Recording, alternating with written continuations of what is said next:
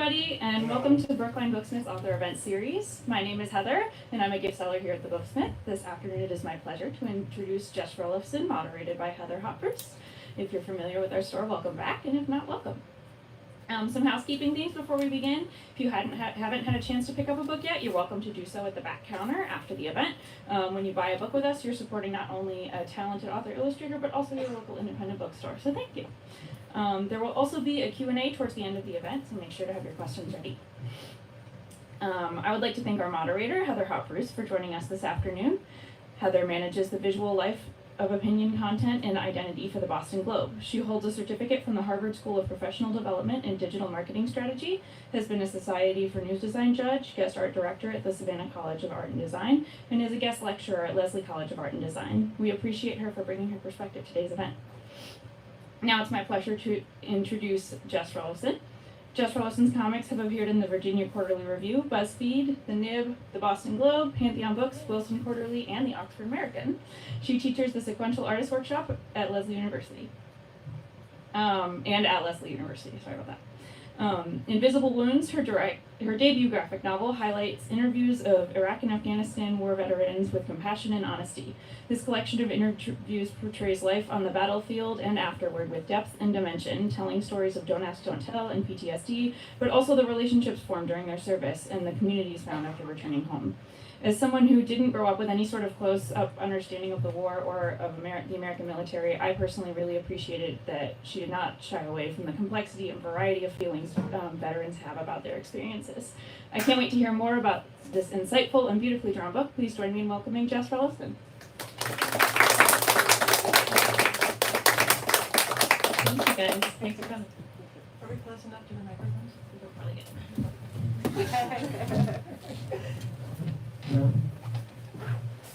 Alright, so I first met you kind of online in 2015 when we published my suicide bomber in the Globe, and then again another piece in 2016, both of which have been adapted in ways of this book. And my question then, which is amazing to me, and also for this book, is how did you find your subjects? That's a good question. The first veteran I met through my banjo teacher. He had a podcast, and the guy that was on the podcast had also served in Iraq, but was a very accomplished banjo player.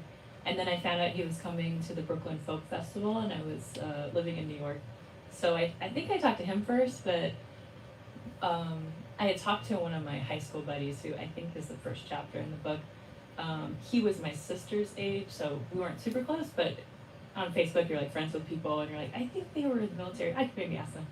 So I didn't interview him first, but I would kind of go to him and be like, can I ask this person this question, or what should I do, or how do I meet people? So he was like really instrumental in like coaching me like how to find people, but it was sort of organic. Someone had a friend of a friend.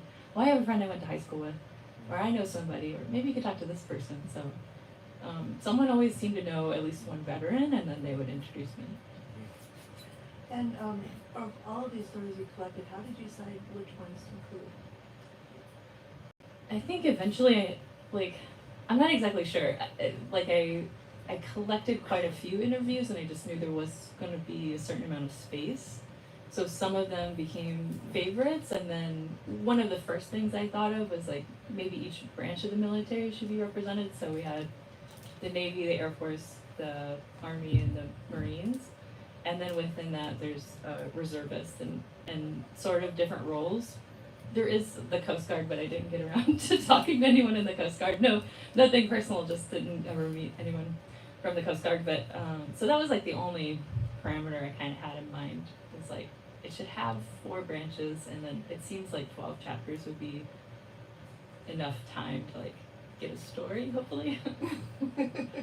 And there's a huge variety of, there's a lot of diversity in the book. There's some trans characters, and there's people of color, there's people of different ages. There's just a lot of diversity. Was that intentional on your part, or were those just the stories that happened to resonate with you? I think I got really lucky. I just met really interesting people, but the military is weirdly diverse, or maybe like not in a weird way, but it's not what you first think of because there's a lot of homogeny in like organized groups. But I don't know. I think it wasn't something I went for intentionally, but I think came up. Like it just happened to be a different person or a different sort of background or something. There was, I think, I will say with the trans airmen I interviewed, there was a law that you can serve in the military if you're transgender that got repealed and then reinstated. And I meant to look it up before I came today. I was like not really sure where we stand on that today because it keeps kind of going back and forth. But I think I started interviewing quite a few transgender veterans, and that's kind of where that interview came from. That particular one I was curious about, like, and when I interviewed that person, we were in between the two where I think it had just gotten repealed, so it was like officially legal to be trans, even though like people were still serving regardless of the law. And many of these stories are deeply personal and private and intense. How did you get people to open up? I'm not really sure. I think like a lot of the interviews come from recordings, and a lot of times I had an opportunity to spend a couple hours with each of the people, each person that I spoke with. So I think if you sit with anybody long enough, I don't know, I'm kind of a chatty person. I like talking to people if I'm on the Amtrak or the bus or something. Well, what do you do? So I think if someone wants to talk, they will. And then I was just transparent about what I was trying to do. I was like, I like drawing pictures and I'm trying to make this graphic novel. Would you want to be a subject for that interview? And if they said yes, we would just spend time together, and I would have the recorder and kind of let them know, like, if there's anything that you say that you like decide, I don't want that published, we'll like, we don't have to talk about it. But whatever you want to, like, other people to know about veterans that they might not know already, which is quite a lot. So I think a lot of that was like their assumptions, a certain amount of assumptions made about veterans that maybe people were just trying to get their personal experience across instead of what we normally think of when we think about a veteran. And you were born into a military family. How did that experience influence your interest in this and your ability to talk to veterans about their experiences? Oh, that's a good question. My biological dad and my stepdad were both in the Air Force. And neither of those marriages were super long, but I do remember my stepdad coming back from the Gulf War, and I think I write about it in some portion of the book. He wasn't gone very long, a couple months, and I was in like second grade, and we didn't know he was coming back that day, but he came around the corner. He was like in the front yard, and he like got down on one knee like they do in the movies, and like big hug, and I was so excited to see him. But he had a mustache, and he had never had a mustache before, so I was like thrilled, but also like, what is this thing on your face? So I thought he was like super awesome, but I was also like, wow, I haven't seen you in a while. So I'm sure that stuck with me, but it wasn't something that I consciously thought of. I just knew I wanted to make a comic. I was really shy about talking about myself, and I didn't really have confidence in my own writing abilities, so I thought maybe if I talked to other people, I could like use their stories as a place to get the prose part of a graphic novel going, and an excuse to talk to strangers, I guess. So that's kind of how that evolved. What has been the reaction of your subjects to the final book? Like really good. I think we're all like, wow, the book looks really pretty. It smells good. Like we're having like a tactile experience. It just came out like the 1st of November, and this is like the first time I've seen it in a bookstore, which is super exciting. But yeah, I think like pretty positive. I think the people I interviewed have just been so supportive from the very beginning. They're like, yeah, I think it's good what you're doing, and we're really excited to be a part of it. So I still continue to get a lot of support from them. Speaking of palette books, it's gorgeous. As a very spare palette, there's 4 colors, right? Yeah. Throughout. How did you settle on that palette particularly, and how do you think that palette was deployed or not to be most effective in each story? I didn't realize before you got your intro from the other Heather that you like have like an arts background, which is like such a like a forest moment. So I'm really glad you noticed what I was doing with the colors. I started out as a painter, and I'm very easily excited by like using all of the colors in the crayon box.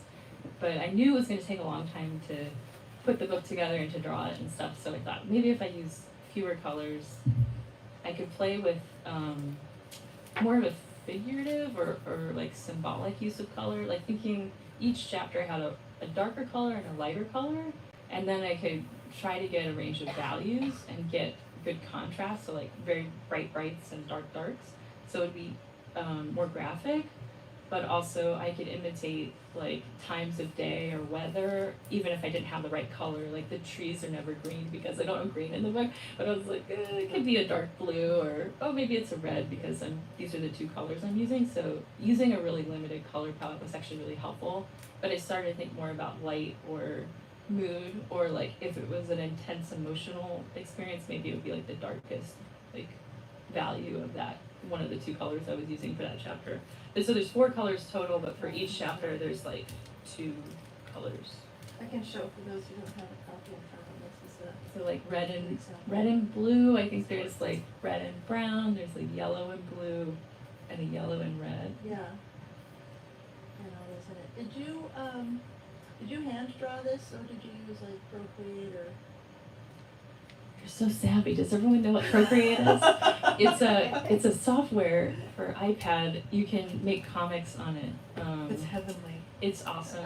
I don't have an iPad, so if you wondered what I want for Christmas, iPad and Procreate.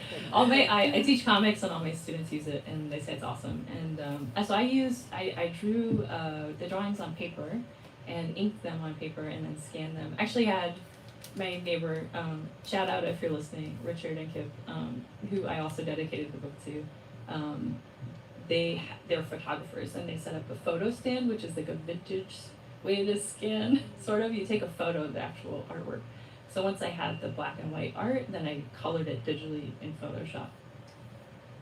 There are quite a few scenes in the book. Like I don't know if you can see from here. Like here's some barracks, situational scenes, a lot of like military equipment and people and things. How did you do your visual research? This is going to make all the historians in the audience groan, but I used Google Images. But I don't know, it was also funny because certain things, I had to figure out what year that whatever it was happened, and some of it I had to kind of invent, but anytime I could have an establishing shot with a real place, like an air base or anything that had like a building that was a bit of a landmark, I would try to use that. But even within the military, the different uniforms would change depending on whatever conflict you're deployed into, what your branch of service is, what your role is, and I'm waiting for like the comments to roll in. They're like, that's not the right vest or helmet or something. I still don't totally know how to draw a gun, so but I'm really good at drawing like baggy pants. I could do cargo pants really well now.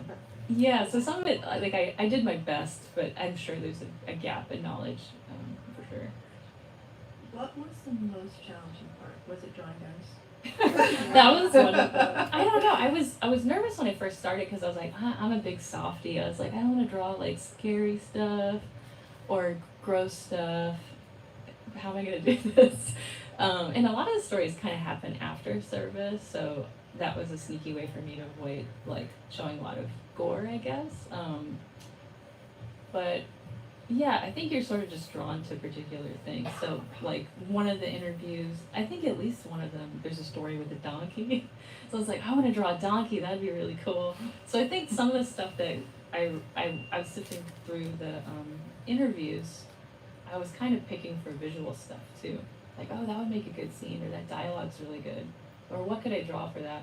But also, like, if there was something that was a bit scary or strange, I sort of invited myself to draw something a little more abstract or symbolic, because I think the words do the literal work, and then the reader can kind of fill in what might that have felt like, or sounded like, or smelled like. So I kind of try to do weirder, less literal translations some of the time in the drawing. That brings me to my next question, what scenes in particular were most powerful for you? I'll share a couple. One was of this woman who experienced an assault in a stairwell. And just the blocking of this is amazing. But you were telling me a little bit about what you was talking about that door in specific there. Oh yeah, so this, if you'll follow along in your hymnals, it's on page 118. Yeah, so we read comics left to right, but the figures are traveling from the bottom left to the top right. And I wasn't sure if it was technically gonna work. Like, could this still make sense?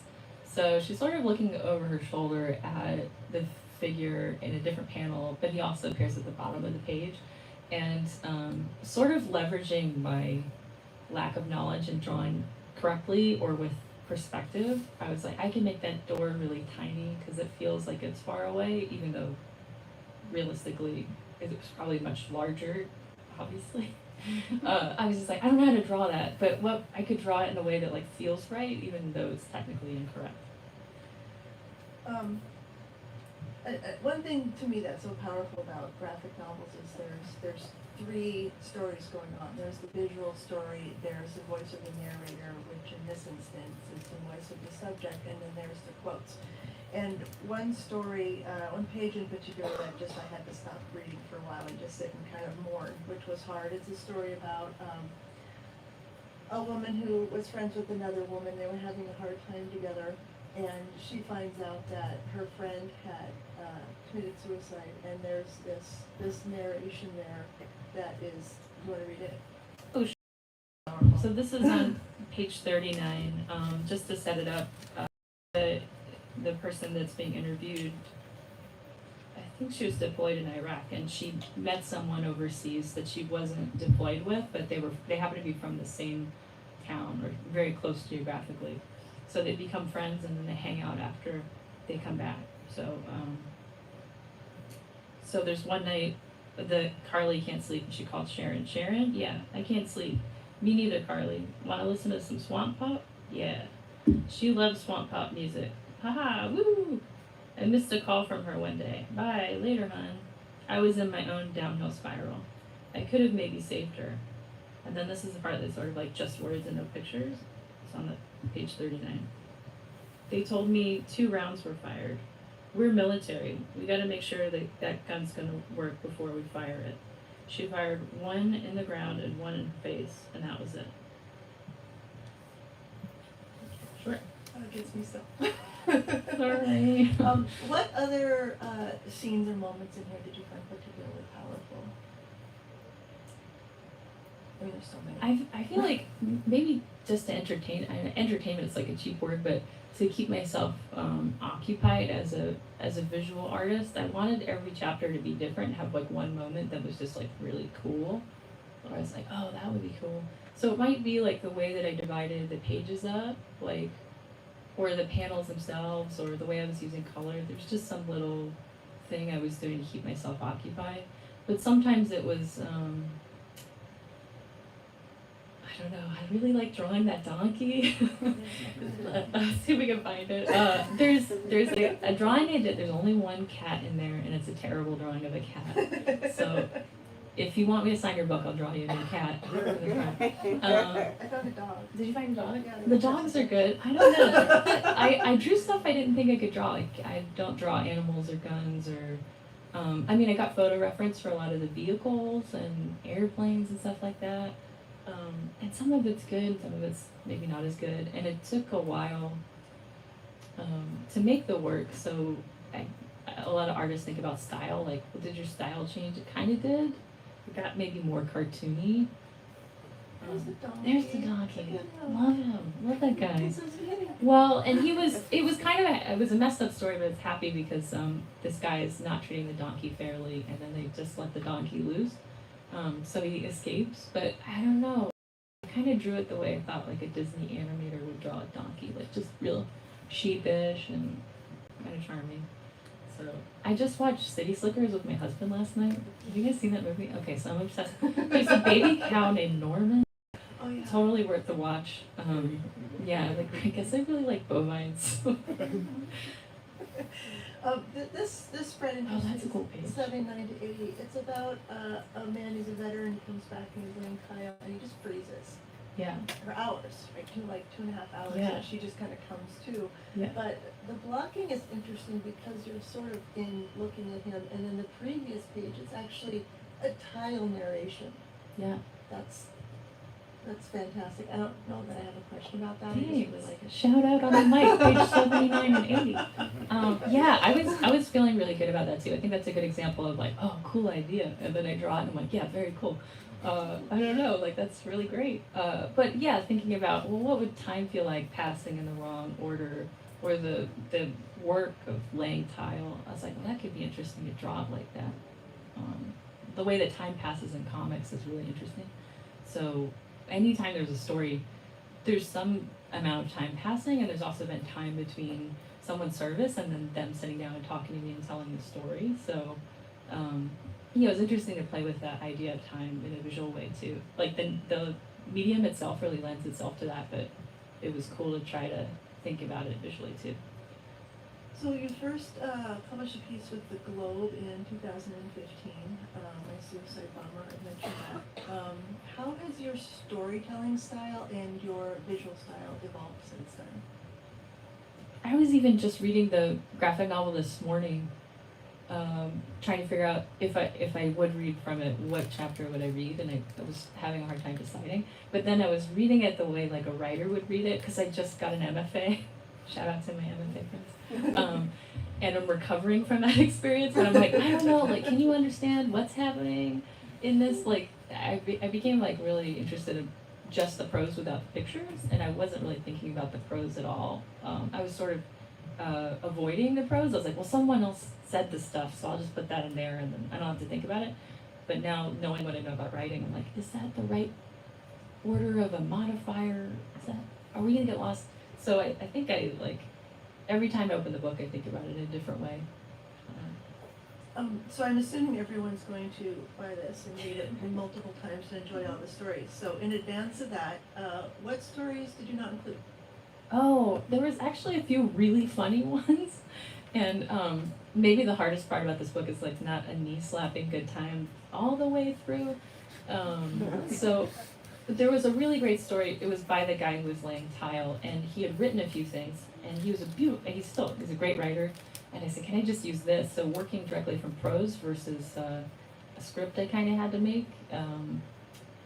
It was a different process, but the prose was already really good. So he wrote the story about playing Dungeons and Dragons while he was in Iraq, and it was during a firefight where you're really not supposed to be doing anything but like hiding from bombs, like out of sight.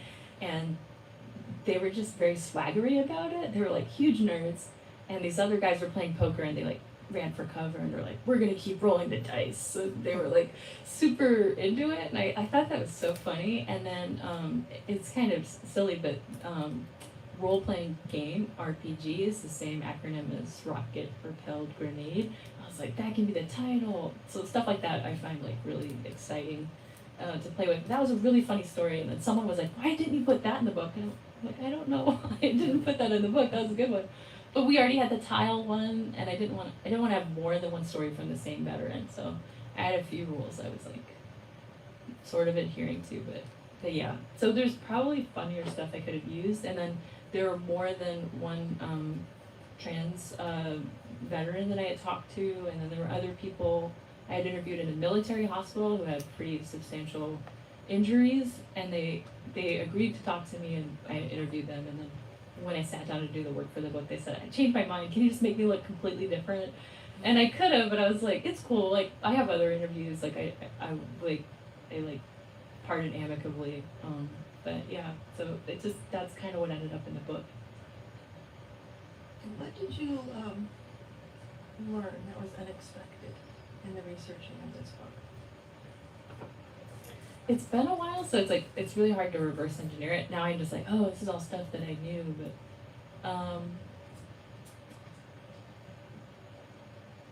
I think a lot of stuff, like just some of the strange things that a lot of stuff is just not really talked about. Like there was a law that got passed, I think middle to late in the Vietnam War, where you couldn't take photographs as a journalist of caskets coming home of the wounded, well, I guess, the deceased. And then that law didn't get repealed until like 2011 or something, like very late. So this was like during the Afghanistan and Iraq conflicts, we weren't seeing bodies coming home. And I just didn't notice, and that was really interesting. I was like, that's kind of strange. So there were just things that I heard about that veterans would tell me that were like directly related to, I guess, like American policy or how journalism works or like how culture around what we think about the people who fight wars, particularly in America, like what that's like. I was like, oh, so I don't know. A lot of it was like provocative, not like, you know, strange, but just like, oh yeah, that is a thing that we do. I wonder why that is. So it's probably quite soon to ask you this, but what's next for you? Ooh, I like that question. I was joking with a friend. I was like, I just want to draw butts. This is like a very kind of like, I'm just being honest. I love a butt drawing. I don't know. Like I was like, maybe I should interview comedians. I've been working with my husband. He's an ICU nurse and a writer, and we've been doing comics about the ICU, which is also not a fun place. Depends on how you look at it. So those have been really cool, but I'm also like, I need to draw some butts. So I'm not really sure. I'm starting, I've told this to my friend Jim, who's here in the audience. I started a novel in the MFA about some nuns in World War I Belgium that smuggled beer to the Allied forces. That's all I got so far. And I have like 50 pages and it's going great. But we're midway through National Novel Writing Month and I have 0 words. So, but it's 2 more weeks. It could happen in the next 2 weeks. Yeah, so I'm kind of working on a nun novel. But I don't know if it'll be a graphic novel. I'm not sure. We have a little time. Do you want to read a bit? Yeah, Okay. could I read a chapter? Okay. I'm gonna read the very last chapter in the book, and I'll give you the page number when I find it.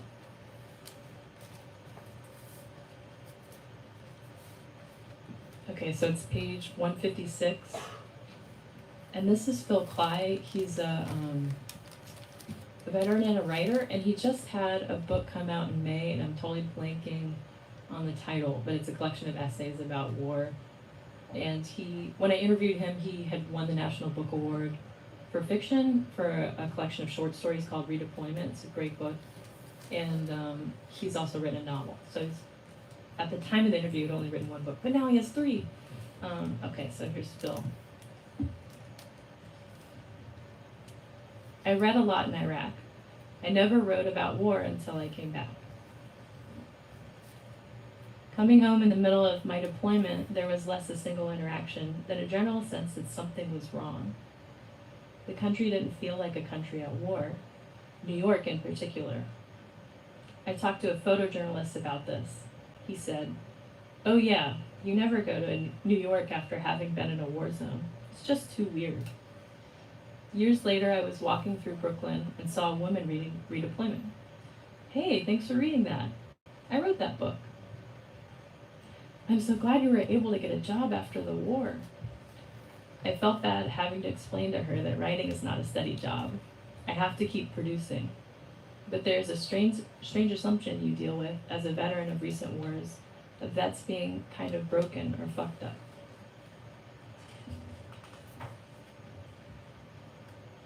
There's this idea that the war experience is a precious, authentic thing only those who've been to war can understand. It seems like it's putting the veterans on a pedestal, but it actually puts them in a box. Sometimes that experience is totally decided by the veterans to protect themselves from being questioned when they come back to a society that has a shallow engagement with war. I can go online right now and look up helmet cam videos and see what somebody is seeing in a firefight. There's not a problem of information being available. Tremendous apathy is generated over the course of very long wars. The mission has become so muddled, even in the minds of people fighting the wars. Once the book was successful, I'd encountered people who were angry with me. Okay, let's open it up to questions. This is very meta right now. They'd say, "Why wasn't one of the stories from the perspective of a woman? Why wasn't one of the stories from the perspective of an Iraqi? Why wasn't one of the stories from the perspective of a family member?" I get it. You want to see what's important to you articulated. So do I. There's great books that do all those things, but that's not the book I wrote.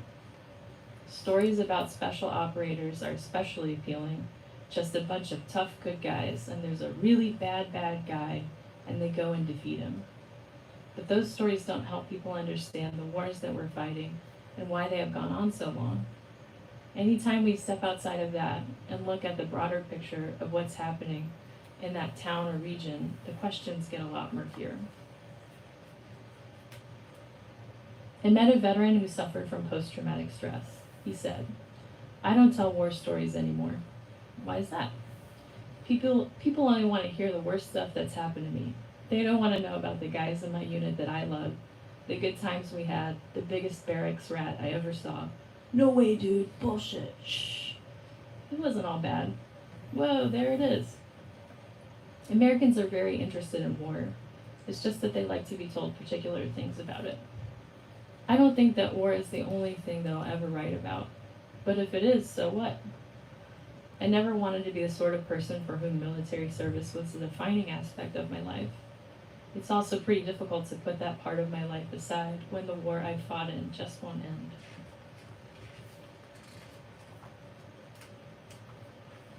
I write to educate myself about the things that I want to be able to speak about in public. Our current political process is poisoned by strong opinions, unburdened by even the most cursory amount of effort in knowing enough to warrant an opinion. When politicians talk about military force, they talk about crushing the enemy. That rhetoric distracts from policies that the U.S. is implementing and what we might hope those policies achieve. As a veteran, you have a strange sense that the public isn't engaged with your war. The disengagement makes the homecoming experience, which is always going to be strained, have a different tenor. Our discussion seems almost entirely symbolic. Vets themselves occupy this kind of weird symbolic place too. Add to that the real moral murkiness that clouds any attempt to talk about the current wars. It's a difficult space to dwell in. But it's good territory for a writer. Thanks. Do you want to do questions? Sure.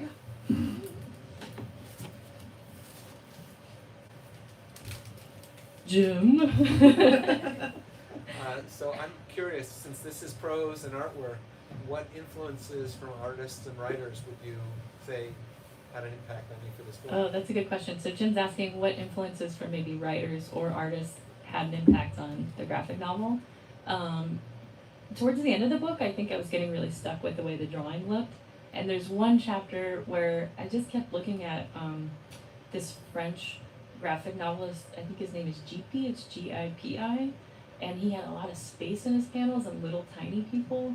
And I hadn't really done that yet. And then also early Tintin comics by this guy Hergé, who's really great. I think the 30s. So maybe early comics. But he was good at drawing like airplanes and tanks and stuff. So I was like, maybe if I just look at this, I'll finally understand how to draw them. But yeah, I was trying to like draw, maybe not exactly like them, but try to pick up some of their dance moves, I guess. Yeah. So, yeah. Connected to impact, your book is titled Invisible Wounds, and I think in some sense by publishing it, you've made the wounds somewhat visible. Yeah. And so I'm wondering what impact that level of visibility has had either on the wounds themselves or the people experiencing the wounds. Like, have you talked to them about how it's impacted their process? Yeah, it's a good question. So the question was like, the title of the book is Invisible Wounds, and now this book being out there as an object that you can read, maybe these wounds are more visible, and how has that shaped how the veterans are maybe experiencing or thinking about their own stories. Some of these stories were excerpted in magazines and newspapers or on web comics, so we kind of got to like sort of like do a test run, and but I think even like one of the pieces we did for the Boston Globe, my suicide bomber that Heather brought up, that veteran texted me last week. I was like, "My book's in the mail." I'm like really nervous, and I just texted him earlier. I was like, "Oh, here's the link to Brookline, so shout out if you're listening." But like, how's it going? Or did you get your book? You know, I didn't really hear from him after he got the book, and he's like, "I got it. Everything's good." So, I feel like they were really putting themselves out there, just sitting with me and talking with me and being recorded, and that was like a huge thing. And then hopefully they get to see their story in print and be like, oh, that's interesting how you drew that. So it's been like pretty. The veterans I have still stayed in touch with have been really supportive and surprisingly like, I don't know if proud's the right word, but they seem like happy that they like the book is out there and they're like proud of me. They're always like, you did a great job. So I think that's really cool because I'm thinking that about them. I'm like, man, you did all the work. This is great. Yeah. I was curious, like, a lot of nonfiction comics are a lot of people go for, like, autobiographical, because drawing can be so personal, and I was Yeah. wondering how, like, what the challenges were for you drawing other people's stories and, like, kind of filling in the visuals for what you're hearing. Totally. Yeah, it's a good question. Like, how do you decide what to draw, like, or take that artistic license with someone else's story? That's a good question. I think for certain things, like in a story where the person lost a friend to suicide, I changed the name slightly, and I don't always know exactly what the people they're speaking about look like. So I kind of usually invent what they look like or change their names or both. But other than that, I think I just like kind of felt like, well, I got their blessing, so I guess it would look like this. So some of the technical stuff I really tried to get right, but other things I tried to use what I could understand from listening to the story, the audio, and I had to type out all these interviews, so I got to think about it more than once, and then writing the scripts and stuff. I was like, what would be like a good drawing? But I also wanted to have fun, so I'm like, oh, I know my friend has a cat, I'm gonna draw a cat. Look, dogs, cats, and doggies. Yeah. Could you talk a moment about how you found these veterans and if you found more than you used, how you selected the ones you did use? Yeah, sure. I think it was kind of word of mouth. It was like friend of friend. And then I don't know, I think once I had all the interviews, I had some favorites, or I just had a clear sense, if not the whole story, like what's one really cool visual that I would draw for that. Sometimes it was like, oh, I have a lot of Army guys already. I wanted to represent those 4 main branches of the military, so that helped me like kind of like narrow it down. And I knew I just probably couldn't do more than 12 chapters, and each chapter was a veteran. So just like I reached capacity, and then I was like, I guess this is it. Yeah. Yeah. Have you ever thinking about like bringing a contrast between the veterans and like their younger self, or like compare like the current soldiers and the veterans, like what's the difference on like their thoughts, opinions? Because like veterans they're already experienced, but current soldiers they are like having their experience Yeah. right now. So like, have you ever thought about bringing the contrast? Yeah, I think that kind of happened naturally. Like something that Phil talked about in the chapter I read out loud was like these wars are really long. They lasted for over a decade.